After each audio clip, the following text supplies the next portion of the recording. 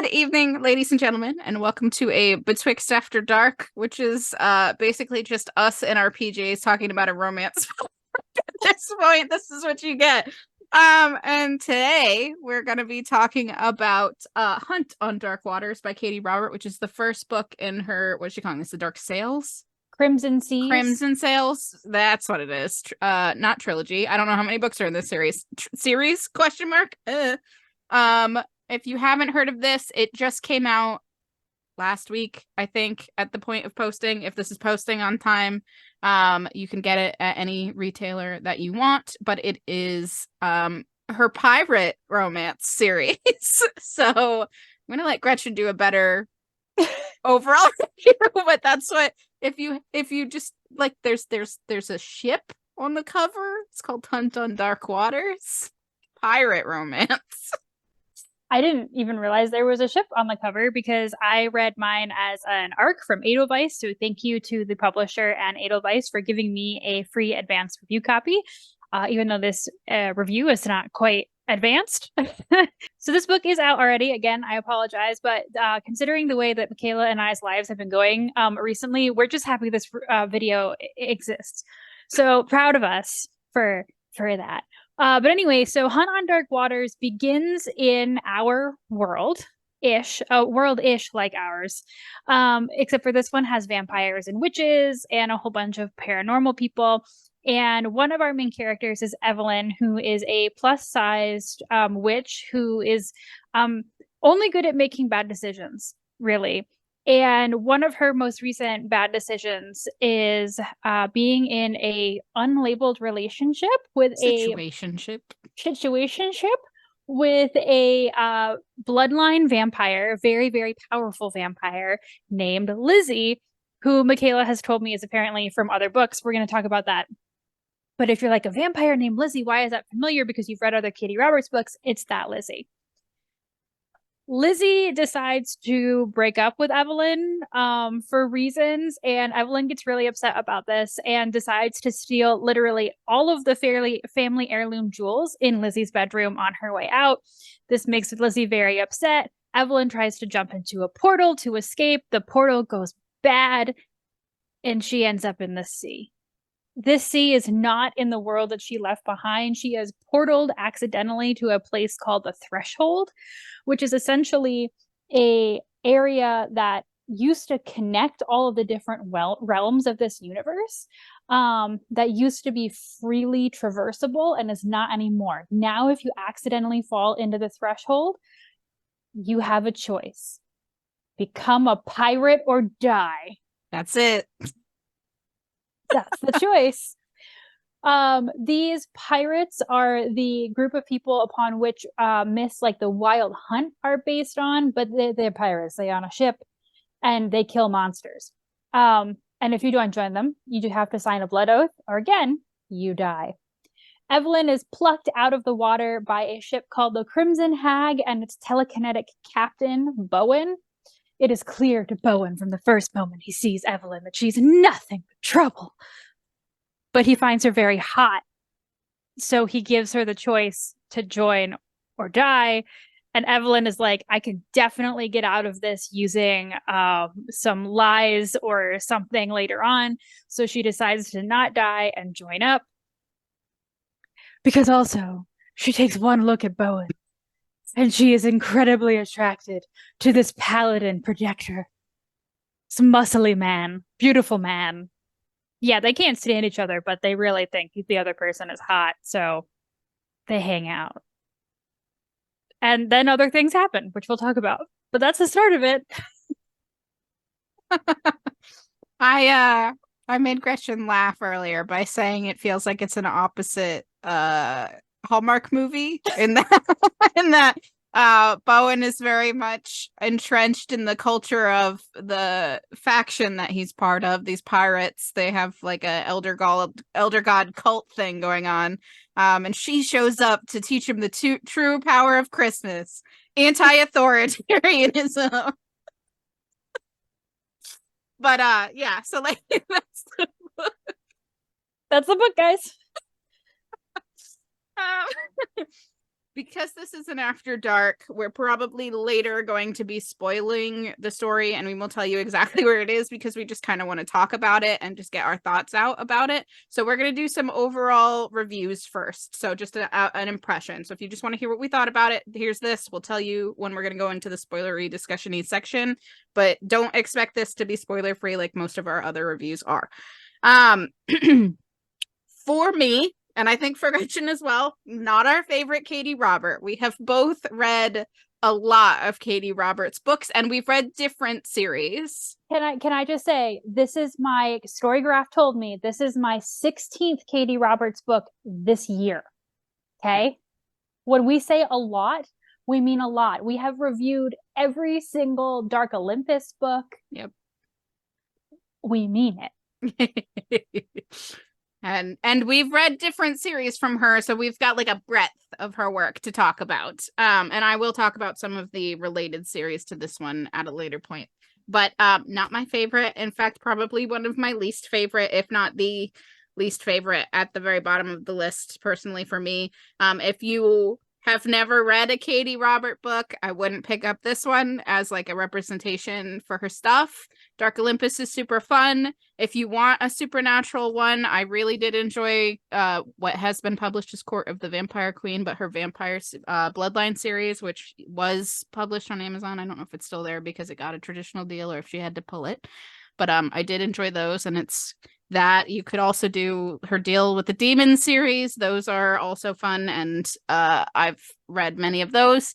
If you're interested in that, I wouldn't touch this one first off unless you're like us and kind of a Katee Robert completionist and just want to read all of it. Overall, interesting world. I will probably read the next book in the series, not because I loved this one, but because, as always, she's very good with her characters, has very interesting characters. And when you know that, like, later in the series, you're going to get to see their books, it sort of invests you in that way. But I don't know, like 2 stars. Not a good one. Yeah, I wouldn't pick this one up if you have other options. There's other ones. Now, is it necessary for the plot of the further books in the series? Probably. Do we know yet if it's worth it to read those? Not yet. So, if you want to wait and see if there's other books come out, we'll probably talk about them and then let you know whether it's worth it in the future. But for now, pick one of her many other books. There's so many other ones. Oh boy, guys. I mean, again, we were so excited for this one because I mean, it's pirates, it's Katee Roberts, and I think I'm on record in one of our Dark Olympus videos where we were reviewing one that was like not our favorite in the series and was like, even when the books aren't the best, like I still really enjoy a Katee Roberts book. I did not enjoy this. I don't understand. I literally said to Michaela, I was like, did AI write this and publish it under her name as a joke? Was she possessed by a demon? Do we need to call for an exorcism? Like, I really don't understand how this one was quite this holy. Like, and not like holy, like holy water. I mean, like holy, like Swiss cheese. But like Swiss cheese, if there was maybe like this much cheese and this much whole. I don't understand. I also gave it 2 stars. I think the only reason I didn't give it 1 is because it is Katee Roberts, and there are just elements about her writing in general that I still do appreciate. I do think that the world building was really interesting. But the romance to me was absolutely soulless. The plot didn't make sense. And I agree 100% with Michaela that this feels like something where she really wants to write the next book in the series. But in order to understand that story, she needed a first one, and this is the first one. And this book just has like the information you need and a vague skeleton of a plot to carry you forward. But it just was not. I just kept texting Michaela the entire time, like, I cannot believe this got worse. So yeah, if you are looking to start a Katee Roberts journey, please do not start it here. I don't know what was happening. I really enjoyed this year. I was looking up the titles. I read her O'Malley's and Twisted Hearts series this year. That's how I'm up to like 16 books, because Twisted Hearts, The Island of Wise, and the O'Malley series are all connected. And I really enjoyed those. Those are kind of like a dark mafia situation, which is not like one of my particular favorite realms of romance, but when Katee Roberts does it, it's really good. And the characters are excellent. Normally, really good at characters, really good at good relationships. I don't know what happened here, but don't start here, and we'll tell you if it's worth it to read when the next book comes out, because we will read it. But oh boy. And that is why this had to be an after dark discuss, because there is no way that we talk about this book and keep it spoiler free after a point, because there is some stuff we gotta talk about. You can hang out, but we gotta talk about it. Yeah. So if you're like, oh wow, they really don't like it, and now we're not going to read the book, please feel free to sit and listen to us talk about it. If you are like me and you don't really care about spoilers and you want to listen to us talk about it, that's fine too. If you read it and you also want to have like your feelings confirmed by another person, that's what we're here for, because we're going to talk about this. And please understand that, again, we love Katee Robert. Big Katee Robert fans. Like, we talk about Katee Robert all the time, and you can expect us to continue to talk about Katee Robert, because we are still excited for other books she's written, even some of the books that are supposed to come after this one in this series. So 100% believe us when we say that like one bad book does not like make or break an author for us. Don't think this is us slamming on Katee in any way. She writes so many books all of the time that honestly I'm surprised that there haven't been more books where we're like really phoned this one in. Yeah, like that's honestly true. I think one of the major things that's so amazing about her is she can put out the amount of content that she does, and nine like times out of 10, 3 ongoing series at the same time, like madness. Yeah. So yes, again, 100%. I think we're just like kind of upset because this one is out of character. Yes. Not, it's like, that's what makes us so sad. It's because we have come to expect such a high level from her. Yes. Yeah. That this book is just sad, disappointing. Okay. Now that we have that out of the way, let's talk about one of the positive things, which is the world building.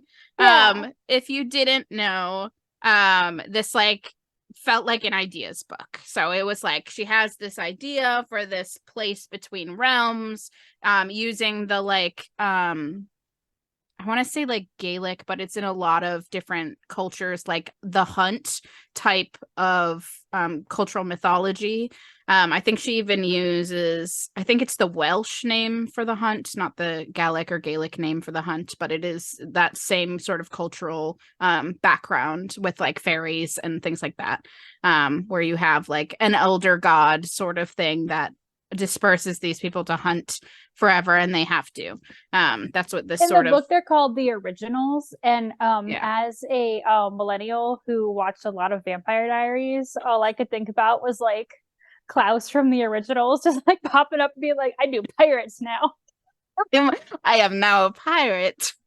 Yes, so that's there. Again, like I said, or actually Gretchen said, it is related to this series. Lizzie obviously is a character that shows up in both series, but personally, I would read this one first because there are comments that are made in the world building of this book that are not going to be understood unless you have read this one. I would also say that before reading this series, because again, one of the characters that like is the impetus of the Deals with the Demon series shows up in this series, and you will kind of understand his deal if you read Court of the Vampire Queen. So it has a thing where I was reading this and I asked Gretchen a question of like, hey, did you understand this comment that was made that I know that I understand because I read the vampire book, but I'm not sure that you would understand out of context? And Gretchen went, nope, wouldn't have known that if you didn't tell me. So highly recommend, if you are still planning to read the book, to read Court of the Vampire Queen like first. that is the thing that Michaela is referencing is a major thing. Yes. And it's, again, I just mentioned that I read 3 interconnected series like just this year, that have characters that pop up and in and around. It is not this bad. Mm. I You could actually read them read on their own without reading the other actually ones. read them slightly out of order, if you Mm. will. And all of a sudden I went, oh, this sounds familiar. And then I realized it was a series. So I went backwards and then I went forwards. Right.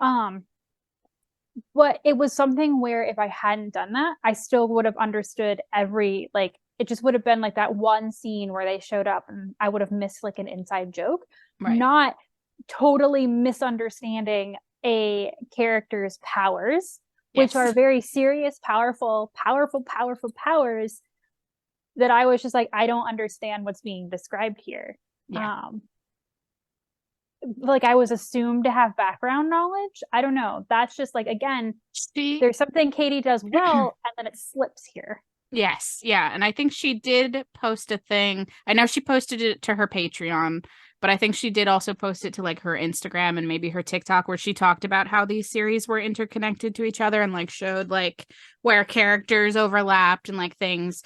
And like a mild suggested reading order, which again, I think had Court of the Vampire Queens as the first thing to read. You can definitely read Deal with a Demon without reading Hunt on Dark Water, or vice versa. Like those 2 series feel like they're like on the same level playing field, but I do feel like Court of the Vampire Queen would be helpful to you here in understanding the vampires who, I mean, Lizzie, who is a main antagonist of this book, like, and will be the main character of in the second book. Yes, yeah. So I feel like it's important to understand her magic and why she is so scary. Just in general. But this whole world building phenomenon, the pirates, it's fun. You did mention how you thought like maybe it was able to get pitched to a publisher because of the like popularity of shows like Our Flag Means Death, which right now is very popular, especially in the queer community. And again, Katee Robert is an openly queer positive author. She's stated previously that like all of her characters are bi or pan in some way, unless stated otherwise. And again, Evelyn had a relationship with a woman, is now currently having a relationship with a man. So this theme continues as it goes. So and a like, lot yes. of, I think she's the only author that I read consistently who is not just using they them pronouns, but also has like, she had someone here with neo pronouns. I think 2 different characters with different neo pronouns. Neo pronouns, yeah. And she's definitely, I think, the only person that I see, again, with the amount of content that she puts out consistently, like has that kind of representation. She is also one of the few romance authors who makes a point to talk about people's skin colors, not just if they're Black, but also like mentions when people are white or other, usually. Although I will say, and we both mentioned this in this book, for some reason, very few of the characters we knew what they looked like until like either way too late or just like one weird offhanded comment was made. And we're like, oh, okay. Yeah, but and it's she like, is okay, also it's usually like, pretty good for that. Yeah, well, and she's also really, really good at like plus size curvy rep as well. Yes. But the thing was that I didn't know, I don't feel like I knew what Evelyn looked like until like midway through the book when it comes out that she's plus size. I texted you and I was like, oh, Evelyn's plus size? Okay. Yeah, and I like didn't know that.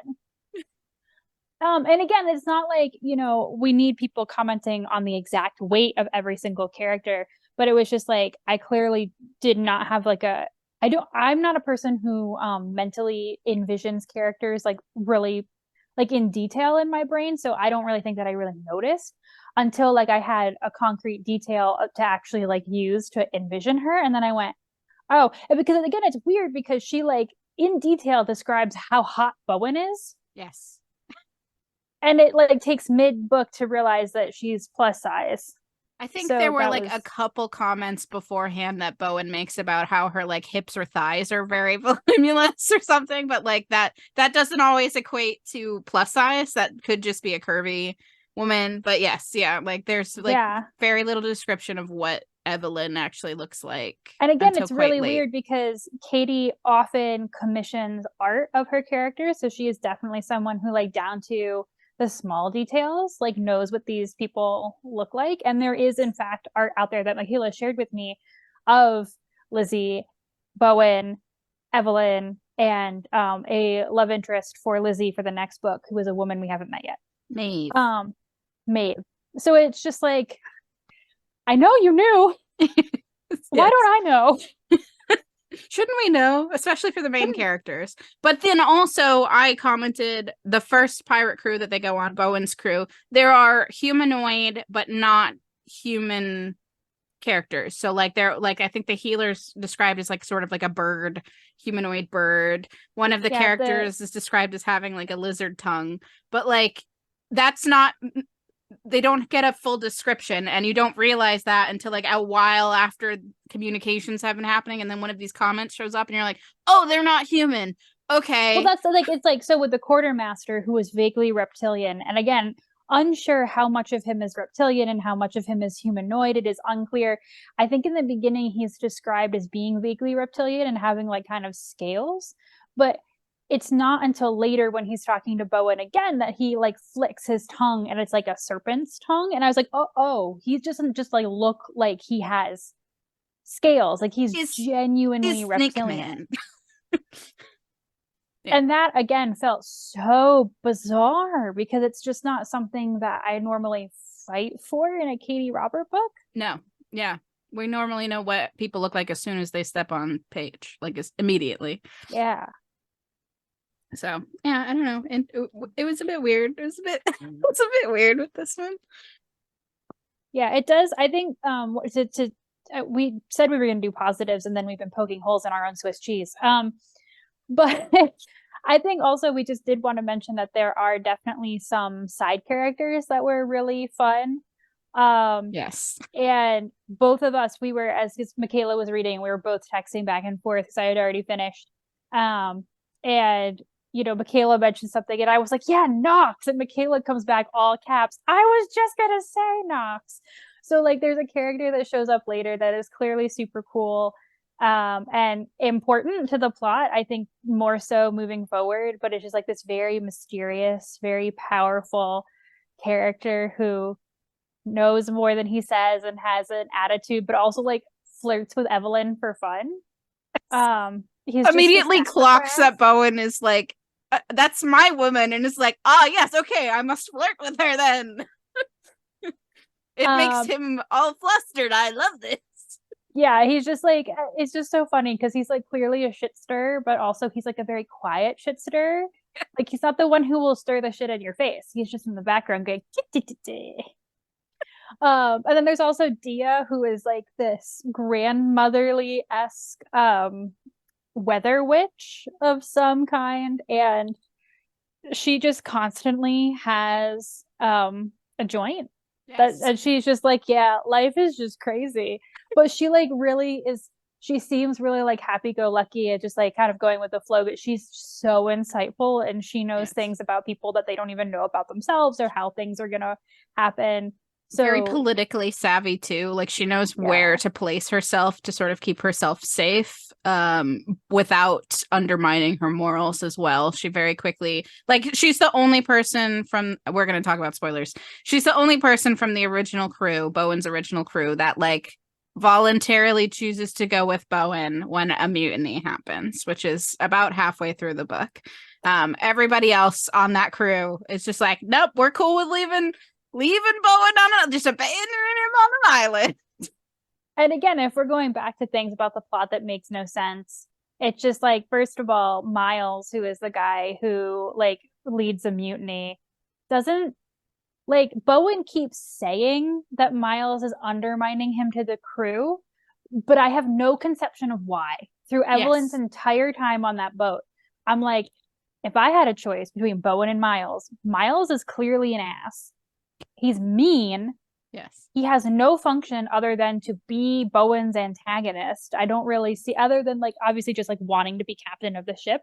Like I do not see him having any captainable, redeemable qualities. And Bowen's there making sure everybody is fed and making sure everybody has like, you know, a pocket universe in the ship so that they all have more room and nobody's like it's two people to a bathroom because he's like thought about that stuff.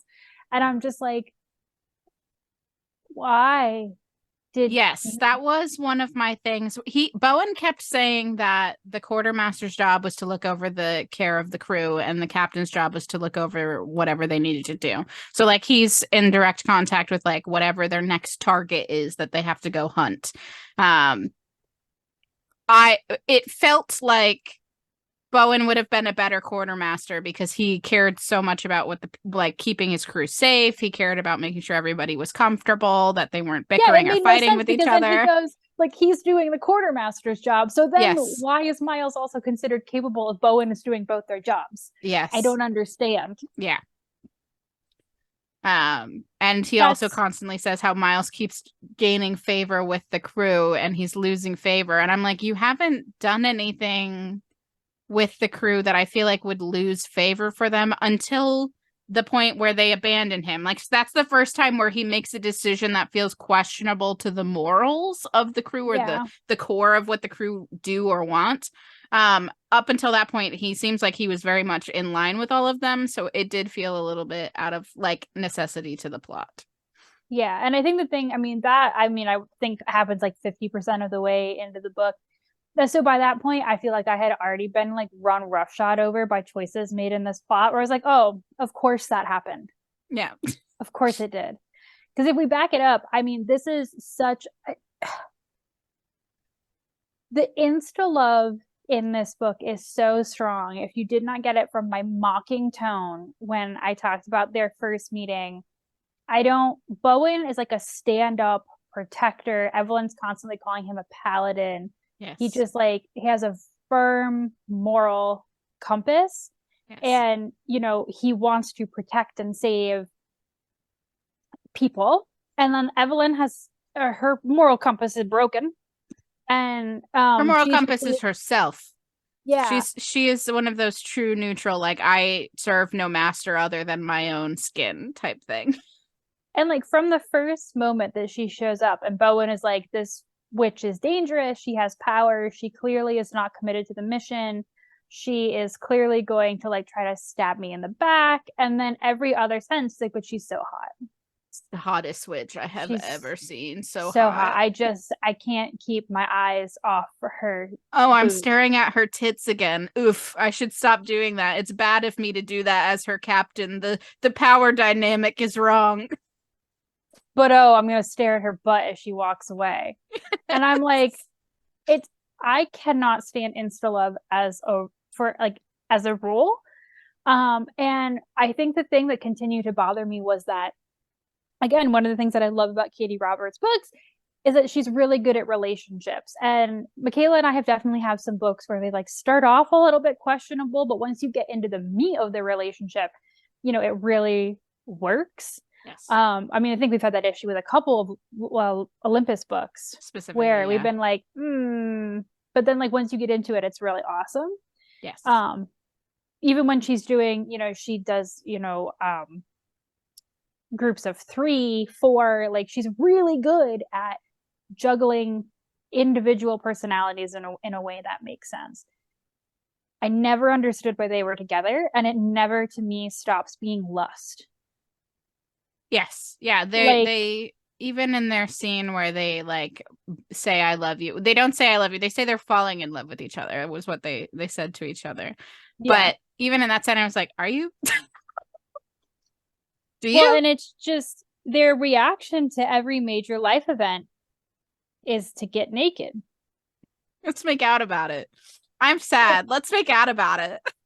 Like the first time that there is a sexy scene, she has tried to break her oath, which should mean her death. And he's gone out to like catch her and save her. And she's basically being like, I don't believe in this. I won't follow this. And like, I'll get back on the ship right now, but like, I'm not gonna. And he's like, great. That's against everything I've ever believed ever for my entire life. Let's mac. And he macks like, so good she comes just from kissing. What? Never heard of it. Couldn't in my entire life. Again, if there is one redeeming feature about that scene, it's that it's from his point of view, and he is as confused as we are. he does not understand how that just happened because he was like, I didn't do anything. Like, we were just says kissing. I didn't even and gets cut off. It's like, I didn't. What? So it's almost like, it's just like, we all recognize this was weird, right? And then, Looks like, into the camera like it's the office. Like, are you seeing? Oh, office style porn would be terrible. Because the same thing happens like after like his crew abandons him. Yes. And so a thing I don't think that we've touched on about Bowen is that he cannot remember anything before he was 13 years old and he woke up in the sea in the threshold and was taken aboard the Crimson Hag. And the Crimson Hag's first captain took him under his wing, was basically like his grandfather.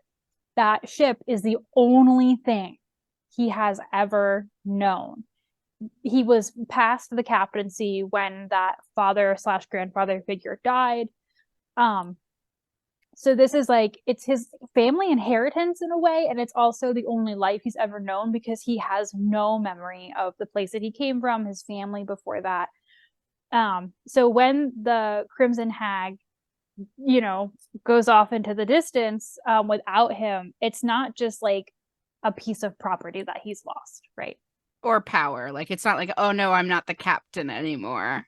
But as the ship goes off into the distance and he's losing the only life and the only family and the only people he's really ever known, he looks at Evelyn and they're like, let's get naked. Yeah. And then they are literally naked for the next 24 hours. It is a marathon. Yeah. And the whole time they're going, this won't end well. Evelyn is going to leave. She's going to leave. And I have to go back to being a pirate. And I'll help you escape. But this is just the best sex I've ever had. And we're not going to stop, even though it might hurt us. And I'm like, I'm literally begging you to stop. What? Yeah. I said it earlier in that I feel like this book is harmed by being a romance. I'm not saying that it would be, if you took all the romance elements out, Gretchen made the argument that, oh, okay, yeah, then there's like hardly any plot and they have no reason to talk to each other or be around each other. Yes, but also they get in the way. It like feels superfluous, and it feels like Katie's like, it's a romance because I write romances, but I'm like, what if this was a pirate swashbuckling adventure? Like, if you gave it more space for them to like build rapport with each other as peers and not as love interests, but as peers, and that is how they built trust with each other. I'm just like, screw the Crimson Hag entirely. Let's just have this book be about Knox. Knox already knows. I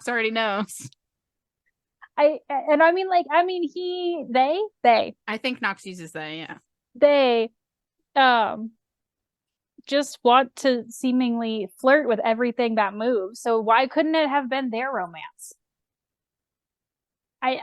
She must have a better idea of what's happening with Knox. I know there has to be a Knox book somewhere. It's just so. And because I told Michaela too, I was like, once you get to the 50% mark, things just continuously stop making sense. Yeah. And it's just like the boat flies away.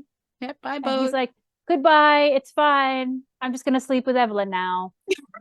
This is fine. And also aid and abet her, even though I'm not supposed to do that. And actively I'm supposed to kill her for trying to leave. And I have been indoctrinated in this cult for 20 years, but I'll help her leave. Yeah, but despite being indoctrinated in this cult for 20 years, I'm going to walk her straight to the portal and say goodbye.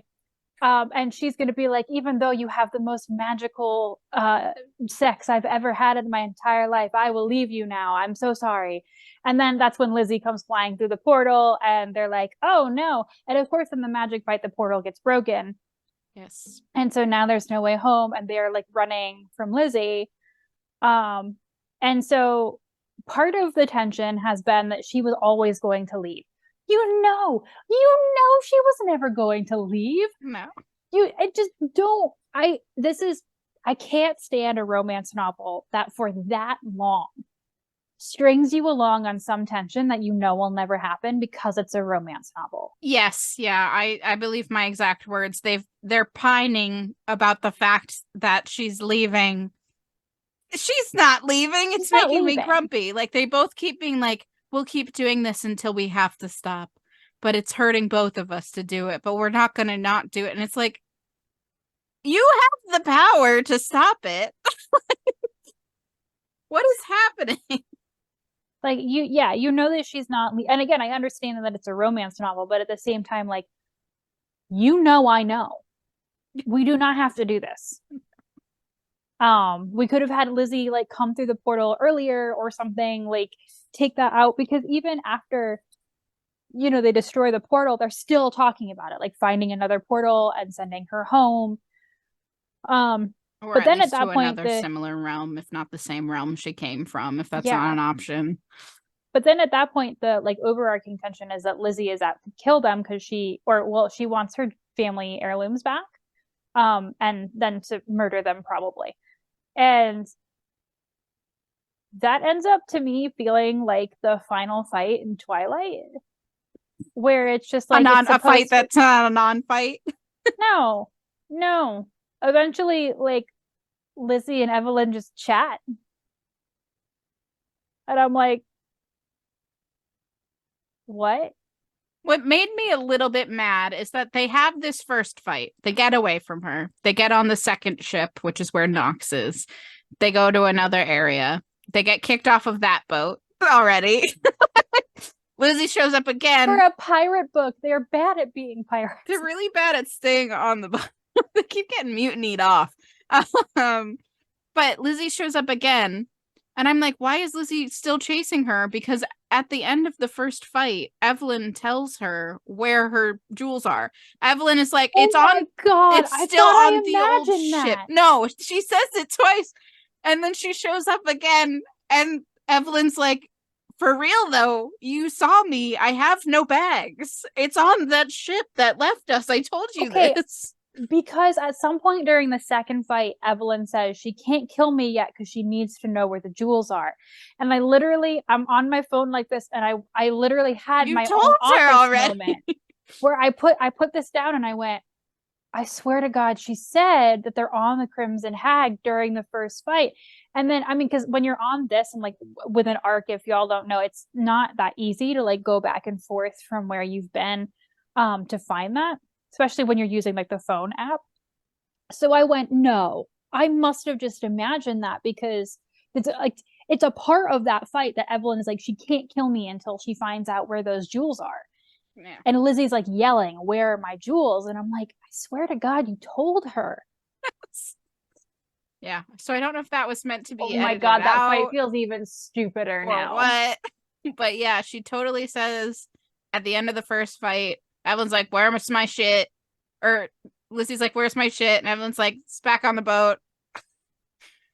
And then they book it. And I was like, well, at least Lizzie's now going to be going after Miles or whatever. Fuck that guy. But no, she shows up again and fights them again. And I'm like, why? What? Why are you fighting them? I'm just a human blue screen about this book. But that's also why I made the so if you read Court of the Vampire Queen, one of the things you learn about Lizzie is that she's a sociopath and terrifying. Her family in particular has a blood-based power which lets them control any creature that has blood, because they can essentially kill you instantly. They can stop your heart. They can do whatever. They can also heal because they've got blood-based powers. So if you're poisoned or something, they could remove the poison. They can do stuff like that. But they also very much can just kill you. If that's what they so choose. Think like blood bending from Avatar: The Last Airbender is what I said to, like, that's why she's so afraid of Lizzie, is because Lizzie's power is way OP. Like, anything that comes up against Lizzie gonna be dead. And that is not well described like at all in this book. Yes. And then she's having this fight with Evelyn, and she's clearly pulling her punches. Like, she is not trying to kill. Oh, there you are. She's not trying to kill Evelyn because she could do it immediately. if that's what she wanted to do, she could do it easy peasy. She doesn't. She's just angry and they're fighting. But I was like, this feels out of character for what I know of Lizzie, because I know that her own brother is terrified of Lizzie because Lizzie lit him on fire, which is one of the only things that can kill vampires in her world, is like fire or beheading. Like you could stab them a bunch, you could cut limbs off of them, they'll regenerate, they're fine. Immortal creatures, vampires. So her like having this soft spot for Evelyn, when we know like all of the interactions that Lizzie has with her, she's very like non-emotional. Like her breaking up with Evelyn was also weird. It was like she kind of like was nice to Evelyn. Evelyn was drunk, brought her home to her house, and then she's like, this thing between us ends now. And it's like, what? Where did okay, Lizzie, sure, but also you clearly like her at least a little bit because you don't kill her immediately. Well, and then it's weird too because like when Lizzie is clearly nice to her in the beginning, and then doesn't kill her in the second fight, then I just kind of feel a little bad. So I'm just like, oh well, now I mean, Evelyn cannot stop having sex with Bowen, so like clearly you're like that's not happening. And then, so it's just like what. And I mean, like, do you intend to make me feel bad so that I feel better when she meets Maeve in the second book? Like, I don't. It just feels weird because then also what's happening is that like Lizzie is like, we're gonna steal a ship and go after the Crimson Hag like as friends, like together. Yeah, we're now on a crew together. And it's just like it's just. It's a weird thing that's going on the whole time. I don't know. That's one of the many holes that like exists in here of so many things that are just going so wonky and so weird. Yeah.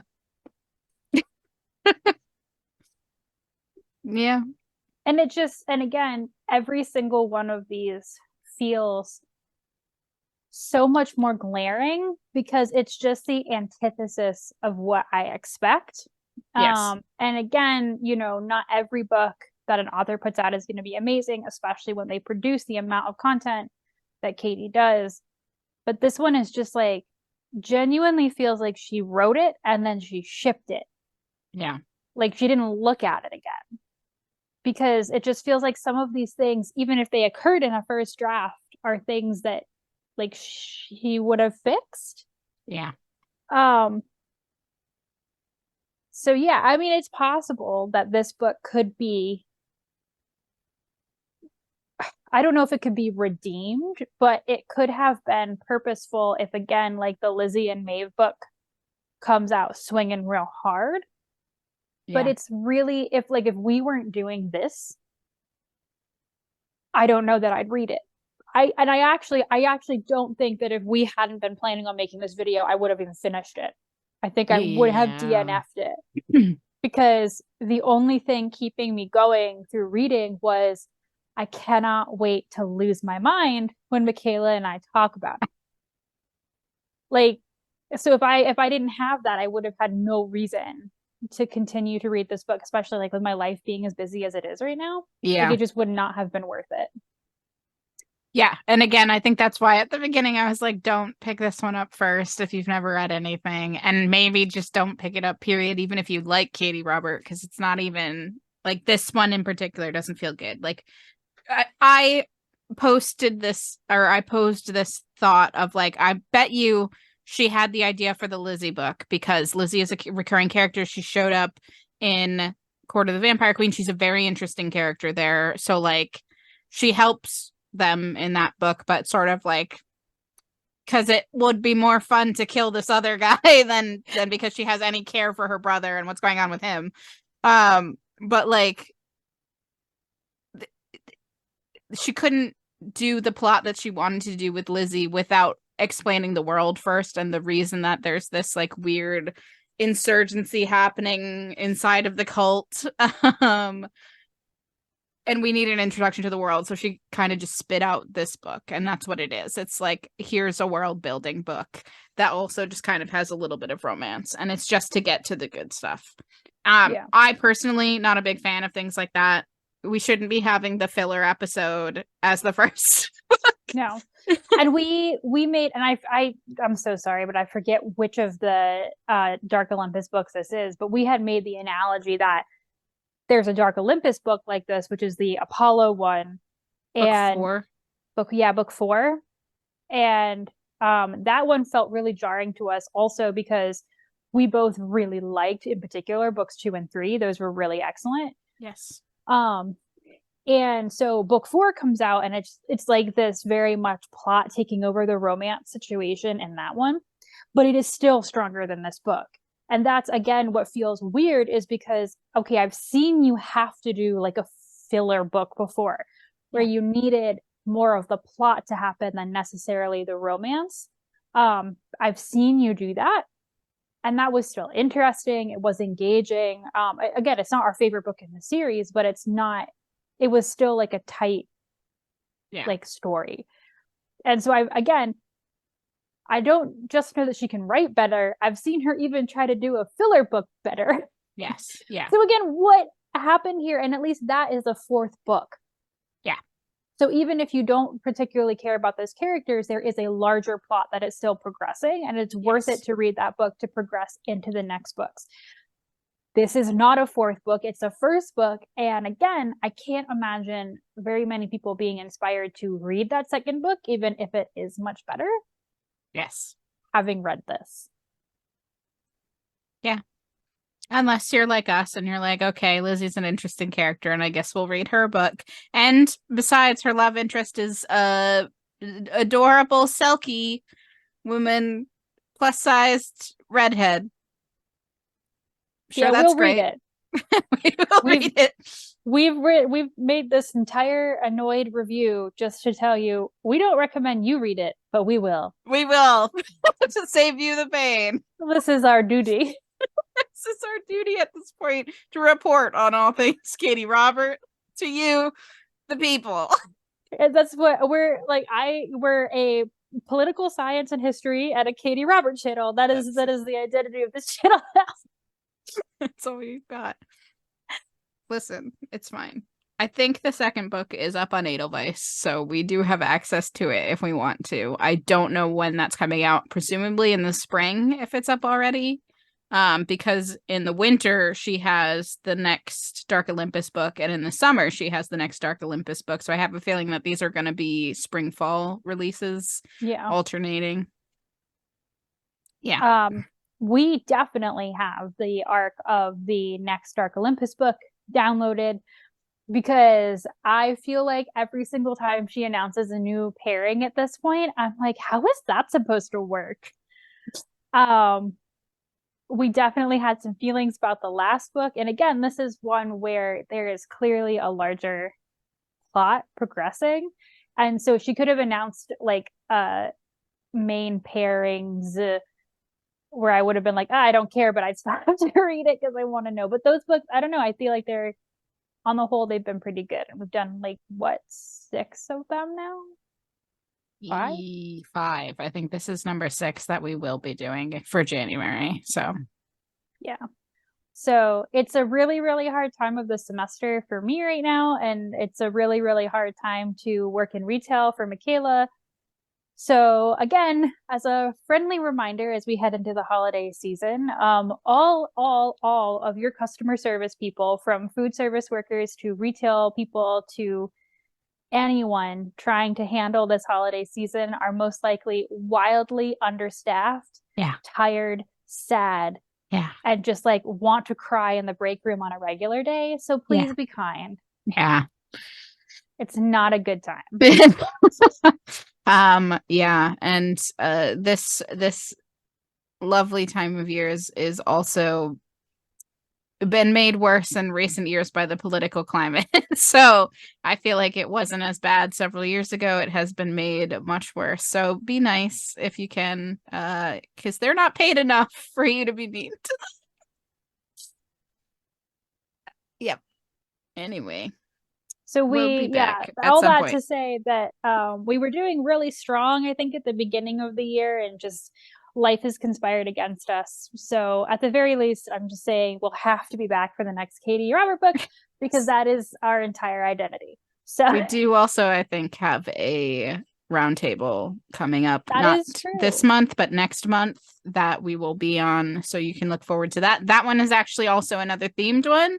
So if you watched our last one and you enjoyed that, this one coming is the theme of adult books written by traditionally YA authors, because we have had this conversation on a multiple different videos where we are sort of interested in this idea of what is the weird nebulous genre of new adult, and looking to see if these adult books that all of these like YA names that we know are now writing are trying to enter that space as they grow with their audience, or if it's something else. Because it could just be that, you know, they're trying to get to a different publisher, because publishers usually have deals where like you have to, your next YA book that you write has to go with them first or something. So maybe they wrote an adult book to get out of that, and it is actually like a true adult book.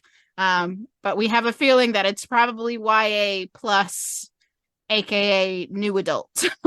Having already reviewed a couple of them, such as the first adult book from Allie Carter, who wrote the Gallagher Girls series, that was definitely some YA plus. So I'll have a different book brought out for this one, but I think it's going to be really interesting. And we have one guest confirmed for that one, and it is the lovely Anne, who's going to join us again, who's also an avid YA reader, more so than either of us are right now, reading like the new stuff coming out.